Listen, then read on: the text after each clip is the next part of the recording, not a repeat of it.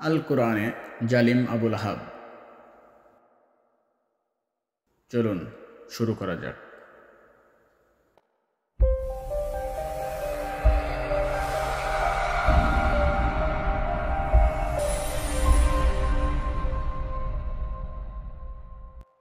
মহানবী হজরত মুহাম্মদ সাল্লাল্লাহু আলাইহি ওয়াসাল্লামের চাচা আবু লাহাব।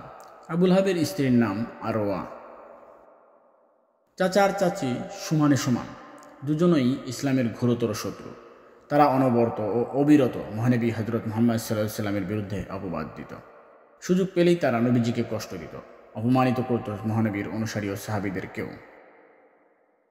মহানবী হজরত মুহাম্মদ সাল্লাল্লাহু আলাইহি ওয়াসাল্লামের অপর চাচা আবু তালিব ছিল আরবের বিখ্যাত হাশিমি গোত্রের প্রধান নেতা। তবে তিনি মুশরিক হয়েও মহানবীর কাজকর্ম তথা ধর্মপ্রচারে বাধা দিত না, বরং মহানবী হজরত মুহাম্মদ সাল্লাল্লাহু আলাইহি ওয়াসাল্লামের সাথে ভালো ব্যবহার করতেন। তার মৃত্যুর পর হাশিমি গোত্রের প্রধানের দায়িত্ব গ্রহণ করেন আবু লাহাব।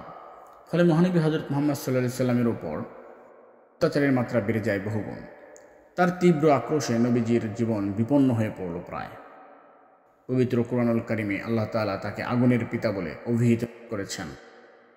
আল কোরআনে আবু লাহাবের নাম সরাসরি উল্লেখ করা হয়েছে। কোরআনে কারিমে ৩০তম পারার ১১১তম সূরার নাম লাহাব। অবশ্য এই সূরার অপর নাম আল মাসাদ। এই সূরায় রয়েছে ৫টি আয়াত। এই সূরায় মহান আল্লাহ তাআলা বলেন, ধ্বংস হোক আবু লাহাবের দুহাত, যা দিয়ে সে বাধা দিত সুমহান আদর্শ ও ইসলামের প্রচার ও প্রসারে, এবং ধ্বংস হোক সে নিজেও। তার উপার্জিত ধনসম্পদ, ক্ষমতার দাপট ও প্রভাব প্রতিপত্তি কোনো কাজে বা উপকারেই আসবে না। অচিরেই সে প্রবেশ করবে লেলিহান জ্বলন্ত আগুনে, অর্থাৎ জাহান্নামে। প্রবেশ করবে তার স্ত্রীও, যে ছিল রাসূলের বিরোধিতায় তার সঙ্গে, যে বহন করে আনত জ্বালানি, ইন্ধন তথা কাঠ। গলায় কণ্ঠহার পরিধানকারিণী সে নারীর গলায় থাকবে শক্ত করে পাকানো শ্বাসরুদ্ধকারী রজ্জু বা রশি। গল্প হতে প্রশ্ন, আবু লাহাব কে ছিল? আবু লাহাবের কাজ কি ছিল? আবু লাহাবের স্ত্রীর নাম কি? আবু লাহাবের স্ত্রী কি করত? সূরা লাহাবের মূল বক্তব্য কি?